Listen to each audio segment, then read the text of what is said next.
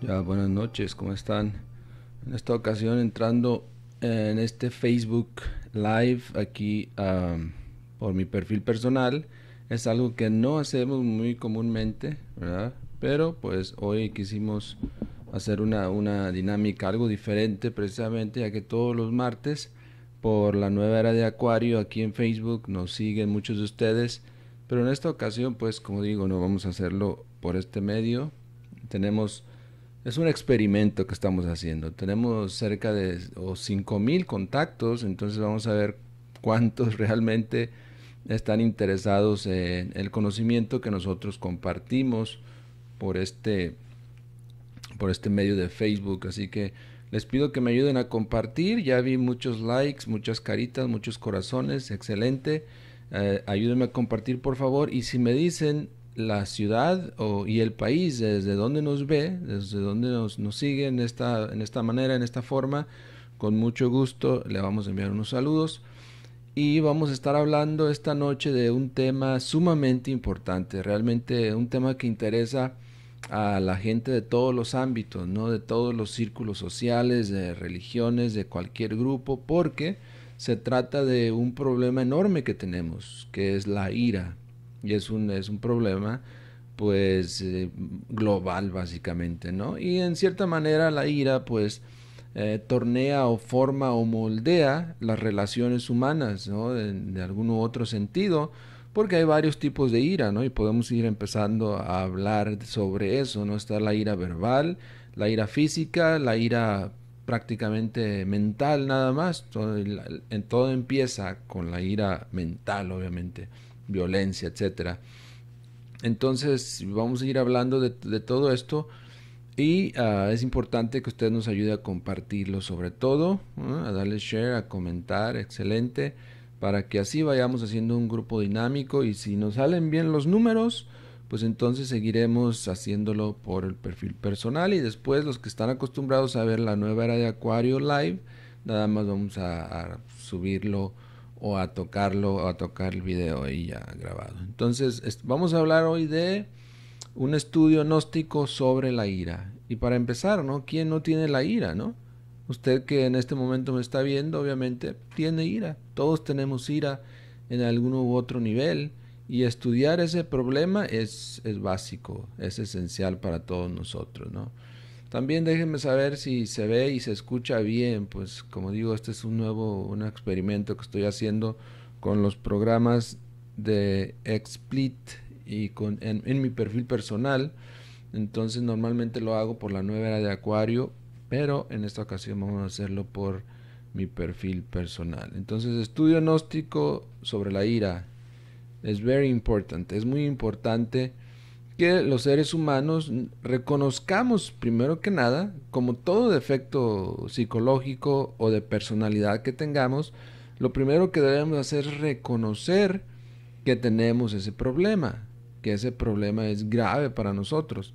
Porque si uno no lo reconoce, si uno piensa que uno es bueno, que uno no tiene ningún defecto, que uno es santo, que uno es un ángel, entonces desde ese punto de vista o desde esa base, una persona no puede cambiar. Y realmente nosotros en la gnosis, porque gnosis es un conocimiento, es una palabra que significa conocimiento, pues ese conocimiento y esa gnosis no puede llegar a nosotros si no cambiamos. Ahí está el problema, ¿no? Que muchos quieren cambiar y esperan de hecho un salto cuántico en cualquier momento de la historia en forma masiva, pero en realidad si no cambiamos ese salto cuántico no es real, ¿no? No es verídico, porque ante todo se necesita un cambio interior en la personalidad, en lo que uno es, en lo que uno hace, en todo. Entonces, aquí en mi página, en esta página, pues que no es mía, es de Facebook, ¿no? Pero por esta página les compartimos la filosofía del cambio. En otras épocas, la palabra gnosis también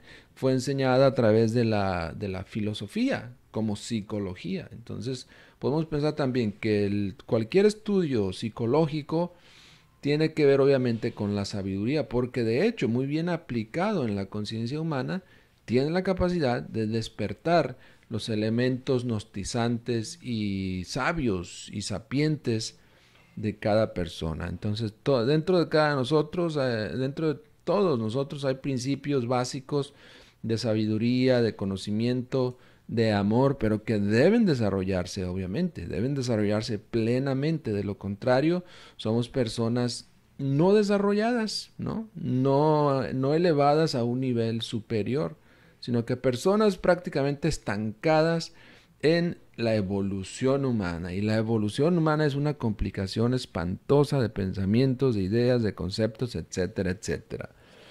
Pero bueno, vamos a empezar este estudio gnóstico sobre la ira estudiando o compartiendo un punto muy interesante que Krishnamurti, este gran sabio y escritor del siglo pasado, pues obviamente enseñó en unas de sus cátedras y que después se tornaron libros, etcétera. Y la única razón para aquellos que ya son muy adentrados en el conocimiento gnóstico del venerable maestro Samael Aun Weor, la única razón que lo compartimos es porque, pues según el venerable maestro Samael Aun Weor, que es el avatar de Acuario, él nos dice que Krishnamurti, Jiddu Krishnamurti, era o fue su precursor, el precursor del avatar. Así que por eso es que compartimos, obviamente, algunos fragmentos de su sabiduría, porque pues no tenemos espacio para mucho, ¿no? Pero bueno, él nos empieza relatando una historia que él vivió para que entendamos mejor lo que es la ira. Dice que en cierta ocasión él vio en un autobús que se subía la gente, ¿no? Y que se iban de un lugar a otro, pero bueno, le llamó la atención dos nuevos pasajeros que subieron. Ubicados en los asientos de enfrente, conversaban en voz alta.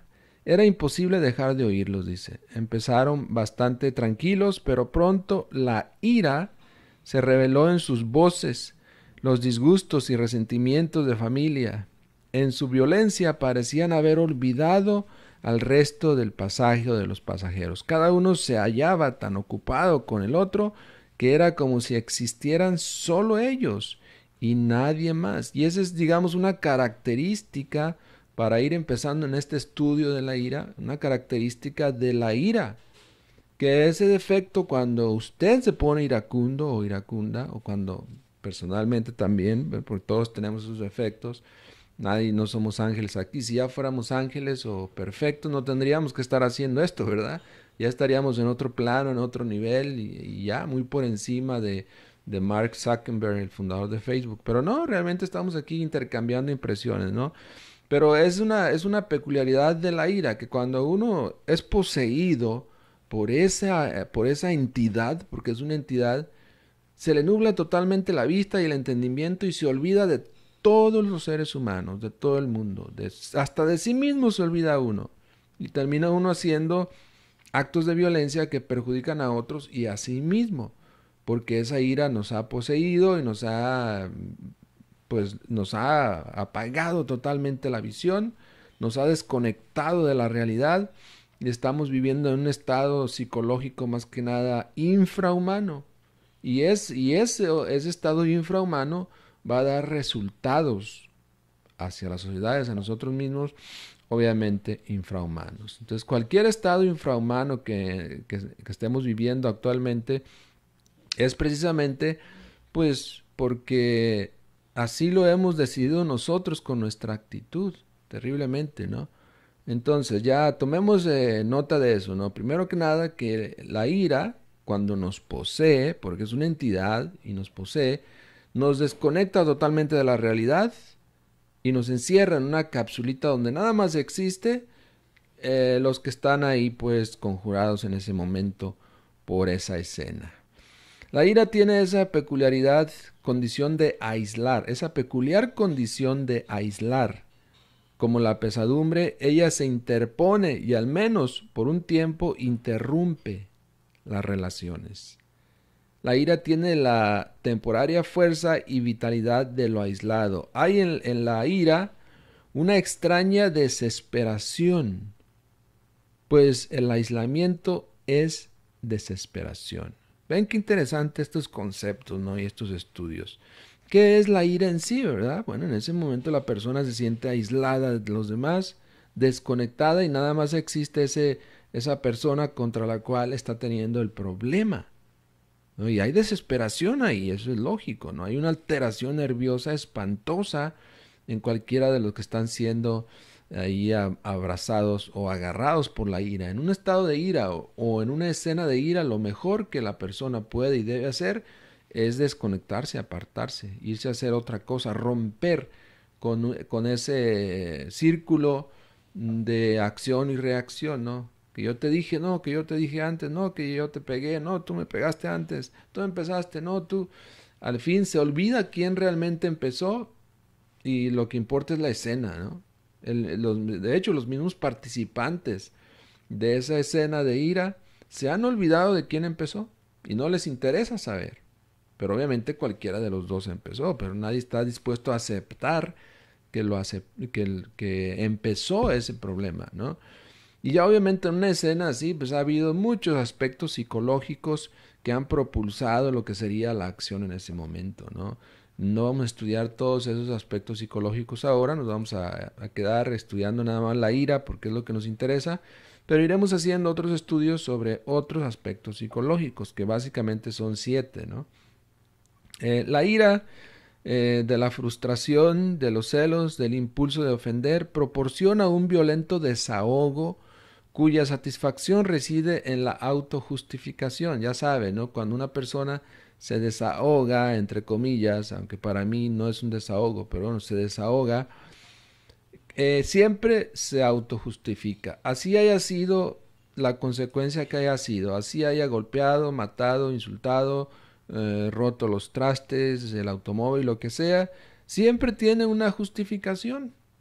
Siempre piensa que estuvo en lo justo al actuar en ese estado iracundo. La ira, pues, como todos los defectos psicológicos que tenemos, siempre buscan una justificación para sus fechorías. Nadie quiere aceptar que tiene errores o que ha cometido un error, y eso es algo muy, pues, grave en la sociedad. Mientras no reconozcamos que tenemos errores y cuando los cometimos, ¿no? Y no busquemos un arrepentimiento de fondo, profundo, entonces no podrá haber ningún cambio en los seres humanos. Nada más con hablar o mencionar la palabra cambio, o cambiando de presidente o de partido, o cambiando la situación económica, no. Los problemas de la sociedad seguirán siendo los mismos mientras no cambie el individuo, la persona, usted, aquí y ahora, porque la sociedad es una suma de individuos, ¿no? Entonces tenemos que cambiar individualmente para lograr ese cambio en la sociedad, que como digo, no será por el cambio de partido ni por el presidente, ahora sí pusieron al que queríamos, bueno, al rato vamos a ver que no era lo que queríamos, entonces nunca vamos a estar contentos en ese aspecto, ¿no? Pero hay diferentes variaciones o tipos o niveles de la ira en la psicología. Como quiera que no, obviamente no tenemos mucho tiempo en estos medios, pero vamos a hablar algo sobre eso y tal vez eso sirva de estímulo para que muchos de ustedes sigan profundizando en el estudio de la ira. Vean, porque todos tenemos un defecto psicológico característico, o en la gnosis se llama un rasgo psicológico característico particular. Todos lo tenemos. Para muchos de ustedes tal vez sea la ira, para otros la lujuria, etcétera. Pero es importante hacer un estudio de esto para que así lo vayamos conociendo. Porque conociendo ese rasgo característico psicológico particular, podremos irlo modificando. Si no lo estudiamos, el tiempo no lo va a cambiar, no lo va a modificar, ¿no? Vean, siempre esto sucede, ¿no? Condenamos a otros y esa condenación es en verdad una justificación de nosotros mismos, ¿no? Al estar nosotros practicando la condenación de otros, nos estamos automáticamente autojustificando, diciendo que aquellos son los que están mal y nosotros no. Sin alguna clase de actitud, ya sea de altivez o de humillación. Pero ahí está una pregunta, ¿qué somos nosotros realmente? ¿Cuál de nosotros es el correcto, el iracundo, el de altivez, el altivo, el que se autojustifica o qué? Realmente dentro de nosotros hay muchísimos elementos psicológicos variados y complicados espantosamente. Empleamos cualquier medio para imponernos y la ira, como el odio, es el medio más fácil, ¿no? A través de la ira que queremos imponernos, queremos demostrar que somos fuertes, que no nos rajamos, como decimos allá en mi tierra, ¿no? Que uno es el más, el que tiene la razón, etcétera. Pero no. Un simple enojo, un repentino relámpago que prontamente se olvida, es una cosa, ¿no? Pero la ira que se prepara deliberadamente, que ha sido madurada y que procura herir y destruir, es algo completamente diferente. O sea, hay muchísimos tipos de ira. Y como les decía, básicamente si podríamos definirlo en tres, podríamos decir que la ira mental, la ira verbal, ¿no? Y la ira ya física, donde ya terminamos en golpes y demás. Analícese usted en qué nivel de la ira está, porque obviamente la ira verbal y la ira física tienen siempre por base la ira mental. A veces la persona no es violenta, pero mentalmente sí lo es. A veces no se enoja, no lo demuestra, pero mentalmente sí está muy enojado. Y ese es un nivel de la ira. Un simple enojo puede tener una causa fisiológica que puede determinarse y remediarse. Puede ser que la persona se enoje porque tiene un problema en el hígado o alguna piedra en la vesícula, en los riñones, y eso le molesta el dolor, o se golpeó, le golpearon y se molestó, es un enojo. Digamos que eso tiene una causa fisiológica, ¿no? Pero la que es el resultado de una causa psicológica es mucho más sutil y difícil de tratar. Es decir, la ira, un arranque de ira puede venir de pues bases físicas o fisiológicas o psicológicas. La psicológica es la más peligrosa, recuerden eso. La mayoría de nosotros no se cuida de la ira y más bien la justifica, ¿verdad? Y uno dice, ¿por qué no deberíamos o habríamos de encolerizarnos cuando hay un maltrato hacia nosotros o para algún otro? Por lo tanto, nos irritamos justamente entre comillas. Jamás decimos simplemente que estamos enojados y nada más. Entramos siempre en complicadas explicaciones de las causas. Hasta ahí lo que nos dice este gran maestro Krishnamurti. Y entonces en este momento vamos a entrar a estudiar un poco nada más. Como digo, este es un estudio así rápido, algo superficial, pero muy necesario para el nivel que estamos manejando en Facebook con estas cátedras, de conocer la ira, ¿no? Entonces ahora vamos a pasar a la ira, al estudio de la ira desde el punto de vista religioso, ¿no? Ahí se nos enseñan, por lo menos en algunas de las religiones en las que muchos de nosotros iniciamos nuestro camino espiritual, que existen 7 pecados capitales. Y obviamente se les presenta como demonios, como es lógico. Pero en realidad, ¿qué es un pecado? ¿Qué es pecado? Una respuesta que se nos da en la Gnosis es que pecado es una transgresión a la ley de Dios. Right? ¿Y cuáles son los pecados capitales? Se llaman pecados capitales los que son cabeza de muchos otros, capital, capitán, etc. Es decir, cabezas de miles y miles de otros pecados que tenemos. Digamos que 7 pecados grandes con miles y miles de pecados pequeños adentro, en su estómago, en su psicología. ¿Y cuáles son esos 7 pecados capitales de los cuales hoy estamos estudiando la ira? Bueno, empezando por ese, la ira. Luego también tenemos la codicia, la lujuria, la envidia, la gula, la soberbia, la pereza. Y esta información, si ustedes quieren leerla más a fondo, se encuentra en un libro que se llama El Catecismo Gnóstico, por el maestro Samael Aumbeor. Está libre en línea, hay muchos websites que lo han publicado y ahí lo pueden estudiar un poco más. Entonces, tomemos en cuenta eso, que son 7 pecados capitales, que son cabeza de legión, que son muchos, miles, cientos, miles de más pecados que dependen de eso. Pero bueno, enfocándonos en lo que es la ira. ¿Qué es la ira? La ira es el enojo que nos impulsa a repeler con violencia lo que nos desagrada. Es decir, siempre cuando algo no nos gusta, siempre sentimos esa fuerza y queremos repeler eso, rechazar eso de alguna forma, aunque sea violenta, porque no nos gusta eso. Porque nuestro ego del automérito nos dice, no, yo merezco más, esto no me gusta, esto no lo quiero. O con las relaciones humanas también, oh no, yo no, esta mujer yo merezco otra mejor, o la mujer, no, yo merezco otro hombre mejor, etcétera. Y rechaza violentamente lo que tiene, sin saber que está cometiendo un error espantoso, ¿no? Porque realmente la persona que se deja llevar por ese rechazo, por esa acción de repeler aquello que le desagrada, pues está rompiendo con ciertas leyes de la naturaleza. Y hay que saber que cada quien está con quien merece y debe estar de acuerdo a la ley. Pero ¿cuál sería la virtud que se opone por lógica a la ira? Bueno, la virtud opuesta a la ira es la paciencia. O sea, hay que desarrollar la paciencia, ser pacientes, practicar la paciencia en todo momento.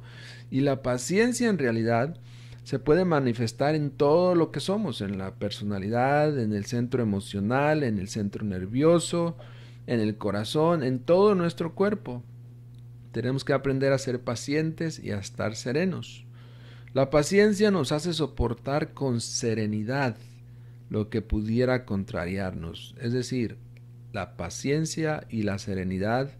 Podríamos en este estudio así rápido, express, podríamos relacionarlas y en cierto momento observarnos a nosotros mismos y ver si estamos pacientes o no, o si estamos serenos o no, y luchar por estar serenos. Es un cambio, es una inversión de fuerzas, ya que siempre estamos viviendo hacia afuera, proyectando hacia afuera, reaccionando hacia afuera. Vamos a llevar las energías hacia adentro y retenernos antes de un ataque de ira, antes de cometer una tontería, ¿no? Hay que serenizarnos, estar serenos prácticamente.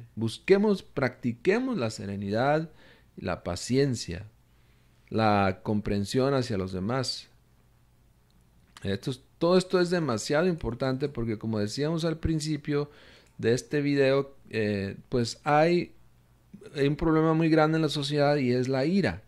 Y vamos a estudiar un poco más las facetas de la ira, right?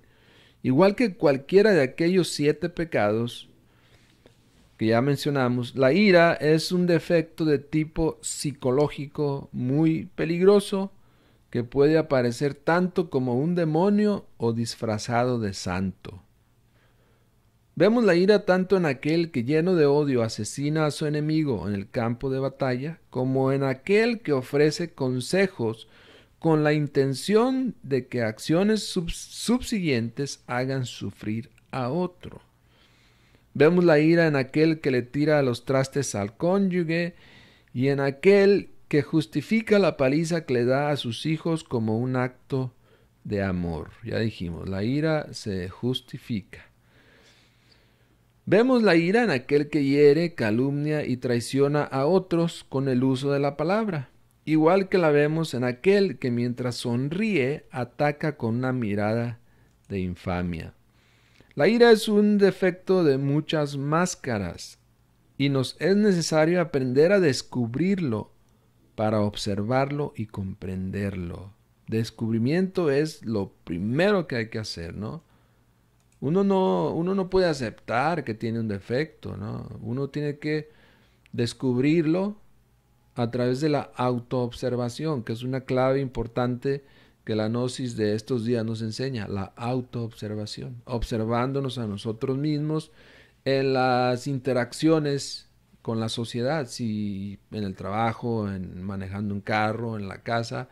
Si uno está atento, alerta a su psicología, a su mente, a sus sentimientos, puede descubrir que en un momento dado algo que le dijeron o algo que vio o algo que cayó de encima y le pegó, qué sé yo, fue precisamente la causa de algún ataque de ira.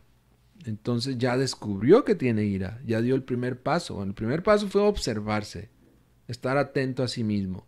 Luego, por consecuencia, descubrió la ira. Entonces ahora hay que trabajar para eliminarla.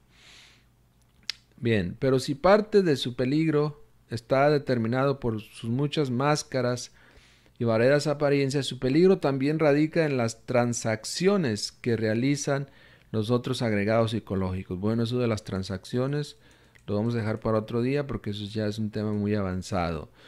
Por eso resulta común ver que el iracundo ahora más tarde se siente deprimido. No sé si han observado eso, si ustedes tienen ira como yo. Después de ese ataque de ira, de esa escena, viene cierta depresión, cierto aislamiento, donde pues la persona se siente motivada a retirarse de la escena, a esconderse en su cuarto, etcétera, y entrar en esa etapa de depresión. Es otro yo, ¿no? O la manifestación del yo del amor propio, que ahora quiere buscar la manera de esconderse y justificarse. Este defecto también toma control de la máquina humana porque también se siente herido, ¿no? Por eso es que el iracundo ahora más tarde tiene la necesidad de comer de forma desmedida porque el yo de la gula ha tomado control de su máquina humana. Ahora podemos comprender por qué el que es iracundo ahora, más tarde lo vemos limpiando su casa con mucho ahínco, como si de verdad, ¿no?, le gustara. Porque entra en acción un aspecto muy particular del yo de la pereza. Qué extraño, ¿sí? ¿Cuál yo de la pereza? Aquel que trabaja en todo excepto en el trabajo sobre sí mismo.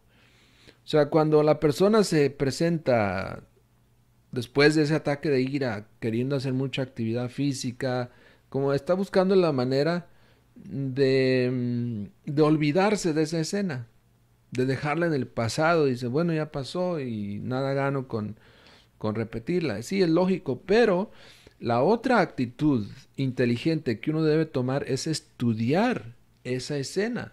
Es decir, uno en la Gnosis nos enseñan muchas prácticas y al final de este video les vamos a compartir una. Uno se sienta, se relaja, y ahorita lo vamos a hacer, y empieza a estudiar la ira, esa escena, por qué fue iracundo, dónde, cuándo, quién le despertó esos instintos de ira, etcétera. Ya eso es ir avanzando en el estudio de nosotros mismos. Y si yo hablara aquí, por ejemplo, de la ira, pero no les dijéramos todo eso, entonces no haríamos nada, porque sería como una muy bonita filosofía y nada más, pero no como algo práctico. Y en realidad la gnosis es algo práctico. Bien. Seguimos con estas facetas de la ira. Así por el estilo, vemos que cuando se retira el yo de la ira, entra en función otro yo, que está determinado por aspectos de la personalidad. Y ese otro yo puede ser cualquiera: un yo de la ira que lastima a un ser querido, un yo de la lujuria que busque satisfacción morbosa, un yo de la envidia que chismorrea, un yo del orgullo que haga ejercicios, un yo de la codicia que se vaya a comprar para aliviar el estrés, algo que escuchamos mucho en estos días. La lista es prácticamente interminable, ¿no? Después de ese ataque de ira vendrán cientos y hasta miles de otros yoes que existen dentro de nosotros a quererse manifestar. Muchos después de un ataque de ira les da por irse a echar unas copas, ¿no?, a relajarse, a oír música, etcétera. Hay muchas reacciones psicológicas que surgen después de que la ira ya ha salido de escena. Y la persona actúa y vive como si nunca haya existido esa ira. Aunque obviamente después, de acuerdo a la ley del péndulo, vuelve esa actitud, vuelve esa escena, se complican otra vez los problemas. Pero eso se puede solucionar si eliminamos la ira. Si la ira se elimina totalmente, a través de la comprensión y con la ayuda de la Madre Divina, entonces ya no se vuelve a repetir. Pero en la Gnosis se nos habla de algo muy interesante, de paraplex, ¿Usted había oído hablar de paraplex? Deme una reacción ahí, dígame sí o no, o qué sabe de paraplex. Interesantemente, cuando ingresamos esa palabra paraplex en el buscador de Google o en cualquier otro buscador, siempre lo relacionan con una medicina, con un químico, obviamente, para algo. No estudié muy bien para qué se usa eso, pero es el caso de que sí, ¿no? Existe esa medicina que se llama Paraplex. Pero en esta ocasión no vamos a hablar de esa medicina, vamos a hablar de Paraplex como se nos habla en el libro gnóstico, Biblia gnóstica por excelencia, que es el Pistis Sophia, precisamente en el capítulo 139. Ahí, ¿verdad? Nos dice Yeshua ben Pandira, o el gran maestro Averamiento, que hoy en día se conoce como Jesús de Nazaret. Ahí nos habla de lo que es precisamente Paraplex. Nos habla de lo que es empezando hablando del tema de la constitución del sendero de en medio, es decir, el sendero Zen. Y dice, ¿verdad? Jesús continuó en su plática diciendo, entre comillas, aconteció después que el padre de mi padre, es decir, Jehú, vino y tomó otros 360 arcontes de los arcontes de Adamas, que no habían tenido fe en el misterio de la luz, y los ató a las regiones etéreas en las que nos encontramos ahora, debajo de la esfera. Estableció otros 5 supremos arcontes por encima de ellos, que son los que están en el camino de en medio. El primer arconte del sendero de en medio es conocido como Paraplex, un arconte con figura de mujer, cuya cabellera le cuelga hasta sus pies y bajo cuya autoridad están 25 archidemonios, que gobiernan sobre una multitud de otros demonios.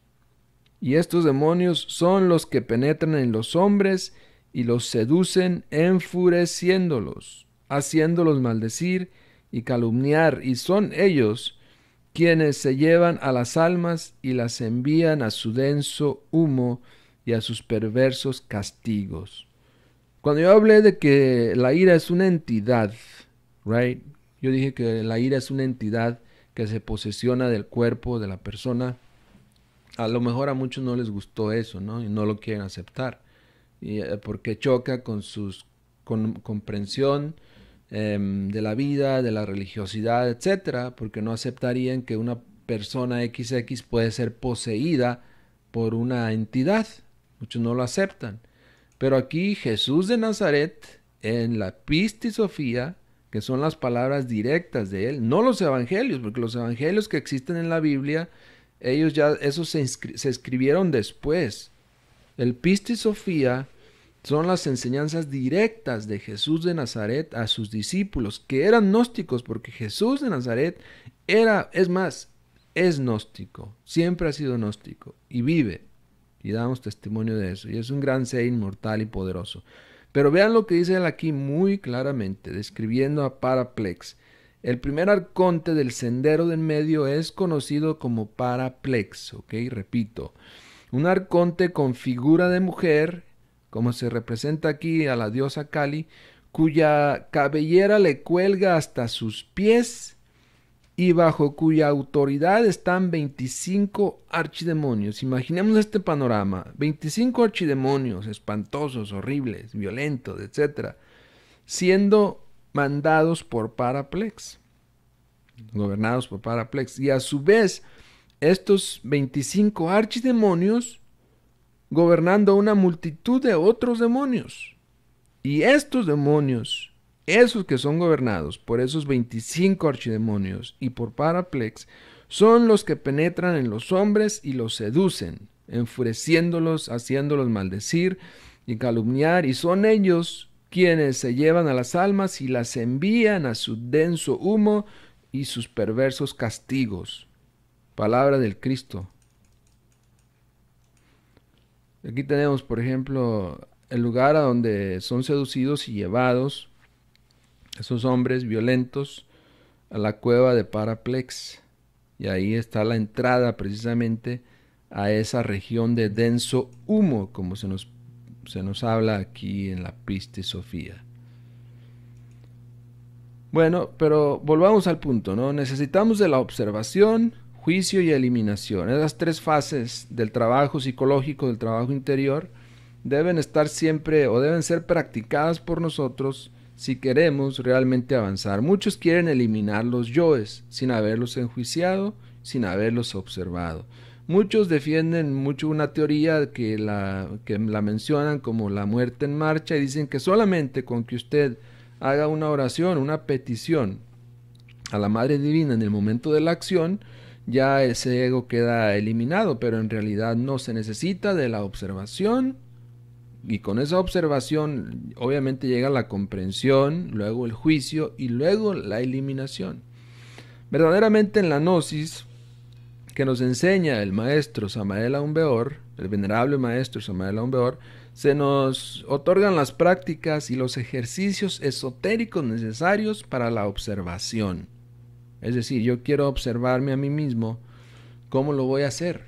Ya dijimos, poner una atención sobre sí mismo, pero poner atención no solamente desde el campo físico, sino también ponga atención a lo que siente en este momento, ponga atención a lo que piensa, trate de estar sin moverse, trate de estar sin pensar, trate de estar sin sentir nada por un minuto, a ver si es posible. Verá que no es posible, porque la psicología humana está muy complicada, muy fragmentada, pero eso es el trabajo que debemos hacer, ir haciendo nuestra vida una vida serena, una vida de autocontrol y demás, ¿no? De lo contrario, nuestra vida no sería exitosa. Podríamos tener todo el oro del mundo, pero si no somos capaces de controlar la ira, de nada sirve todo ese oro, ¿no? Bueno, la observación. Después de la observación viene el descubrimiento. Después del descubrimiento, a través del estudio y meditación en ese defecto, podemos llegar a comprenderlo. Y luego la eliminación ya viene después de la comprensión. Eliminar el defecto de la ira totalmente de nuestra vida nos va a tomar la vida misma. Pues es precisamente dentro de cada uno de esos agregados de tipo psicológico donde se encuentra fragmentada y embotellada la esencia original de cada ser viviente. Es cierto, ¿no? Los seres humanos tenemos origen divino, no lo vamos a negar, pero ese origen lo hemos dejado obsoleto en el tiempo, en el espacio, y ya no está realmente. Necesitamos trabajar mucho para poder recuperar esa naturaleza verdadera de cada uno de nosotros. Bueno, para culminar esta transmisión de Facebook Live ahora por este perfil personal, voy a compartirles un corto video de nuestro amigo y compañero de estudio Cristian Serna, que nos va a enseñar precisamente el ejercicio para controlar la ira, cómo controlar la ira, ¿no? Entonces voy a leer también sus comentarios, voy a leer también tal vez preguntas, qué sé yo, y al final podemos verlas y leerlas si es necesario. Entonces vamos a ver este video y hagamos la práctica, porque viene una práctica con él. Pues bien, hermanos, ahora me gustaría realizar una práctica que nos compartió el maestro Samael de cómo controlar la ira y también el nerviosismo, ¿no? Entonces les recomiendo que tengamos una postura cómoda, ya sea sentado o recostado, de la manera que mejor se les adapte a la condición. Algo sumamente necesario en este ejercicio será nuestra controlar la respiración, no tiene mucho que ver con esto. Entonces, una vez ya tengamos ese asiento, ese lugar, voy a dar un instante más. Muy bien, esta práctica, la manera sencilla de recordarla es recordar el 6x3, ¿no? Porque vamos a ocupar el número 6 bastantes veces, 3 para ser exactamente. Entonces esta práctica radica en que primero trataremos de inhalar aire por nuestras fosas nasales por 6 segundos y vamos a estar contando mentalmente todo el tiempo. Entonces, una vez haber inhalado los 6 segundos el aire, lo retenemos por 6 segundos.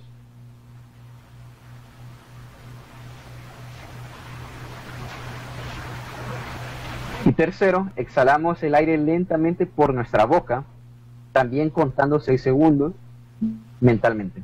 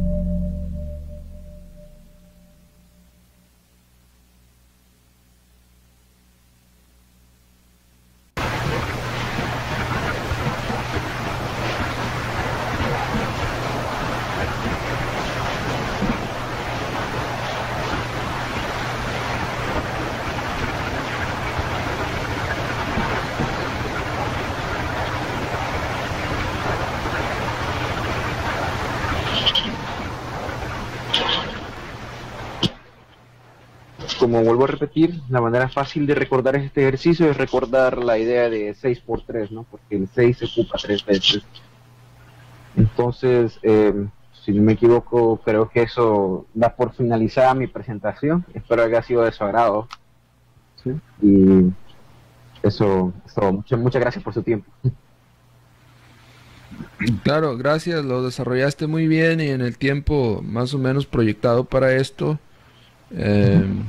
Todo, tu presentación está bien y la práctica, a lo mejor sí, en la práctica en sí, a lo mejor al hacerla, habría que alargarla un poco más y, y guiar un poquito más a la gente para que realmente logren el objetivo de la relajación, ¿verdad? Porque realmente cuando uno llega, o cuando la gente llega, ¿no? O cuando nosotros llegamos a estos estudios, si recordamos, nuestra mente estaba muy distraída, el cuerpo demasiado tenso. Posiblemente en los primeros 2 minutos la gente logra, cuando cierra los ojos, logra quedarse quieta en su cuerpo, físicamente. Pero luego trabajar con las respiraciones para lograr la concentración mental ya toma un poquito más. Entonces yo pienso que para todos, ¿no? Cuando vayan desarrollando sus prácticas, que por lo menos se extiendan a 10 minutos. Y de hecho, hay uno la ley, ahí el maestro, en algunas creo que incluye mantras, en estas nada más el conteo, ¿verdad? Como bien lo has dicho, conteo del 1 al 6, inhalando, luego reteniendo del 1 al 6, luego exhalando del 1 al 6. Pero no sé si realmente dice que son 3 veces o pueden ser más, Chris. Si no me equivoco, o sea, toda la práctica son 6, 6, 6, 6, ¿no? Pero después uno lo hace tantas veces sea necesaria para uno sentirse totalmente relajado. Muy bien. Hasta que ya la ira se haya calmado o el nerviosismo se haya controlado mejor. Excelente, muy bien. Sí. Muy bien, pues ahora sí también les pido que le hagan preguntas a Chris para que él se vaya acostumbrando a que esa va a ser la dinámica en los grupos. De hecho, ¿no? La gente le va a preguntar, le van a comentar y es importante para que se dé ese diálogo entre los simpatizantes a la gnosis y el que ya va a estar haciendo su trabajo de instructor.